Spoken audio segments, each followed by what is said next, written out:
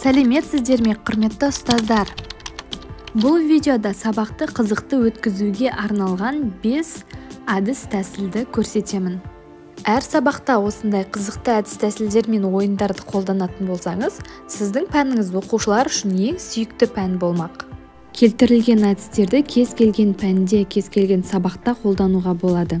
Әсіресе талдау-талқылау кезінде қолдансаңыз тиімдірек. Әдістерді соңына дейін қарап көріңіз, пайдаңызға жараса тіркеліп кетуді ұмытпаңыз. Өрмекші әдісі. Орындалу шарты. Топтағы оқушылар 4-4-тен шағын топтарға бірігеді. 1, 2, 3, 4 деген белгілерді кеуделеріне тағып алады.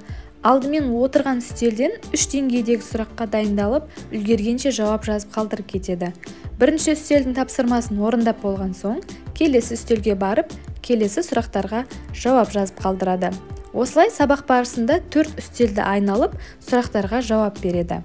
Әр үстелдегі тапсырманы орындауға 5 минут уақыт беріледі. Соңынан жазылған парақшаларды жинап алып, мұғалім тексеріп бағалайды.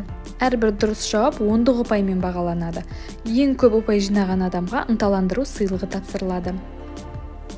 Өрмекші әдісінің парақшасының үлгісі мынадай. Көріп тұрғаныңыздай өрмекшінің торы тәріздес.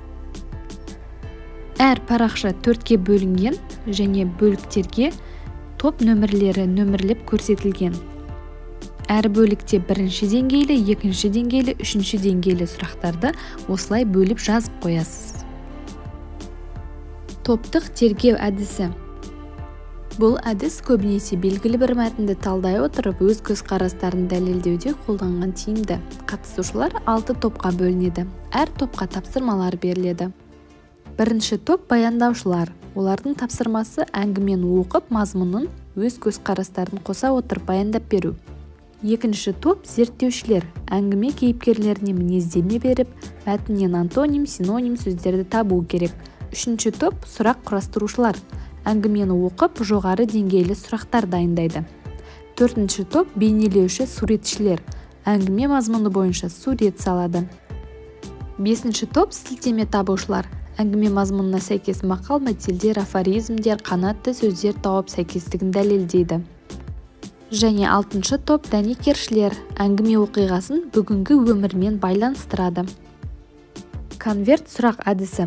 2-3 сұрақ жазып, конвертке салыңыз. Әрбір оқушы өзінің конвертін дайындау керек. Конверттегі сұраққа жауап жазу үшін оқушыларға 2 минут беріңіз. Оқушы стикерде атын және жауабын жазады.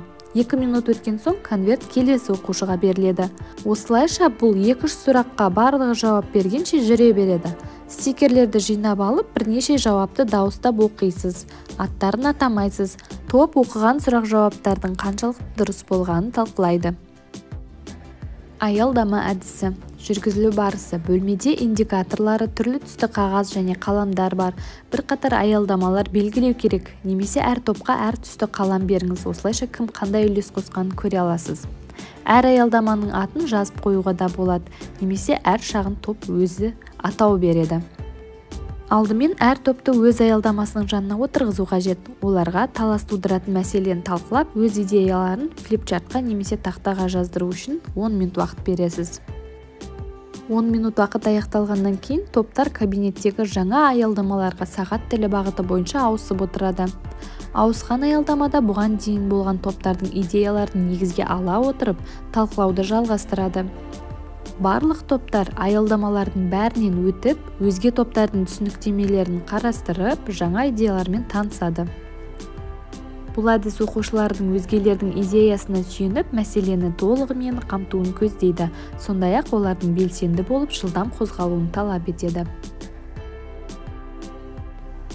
Лото ойыны. Бұл ойында лото ретінде теннисте қолданылатын кішкентай шариктерді пайдалануға болады. Номерлеп қолданасыз. Орындалу шарты. Алдымен оқушыларға сандары жазылған лото таратылып беріледі. Лото тастарының нөміріне сәйкес алдын ала дайындалған сұрақтар оқылады. Сосын лотосында бар санның сұрағына сол топ жауап беріп, лото тасын ұтып алып, оны толтырулары керек.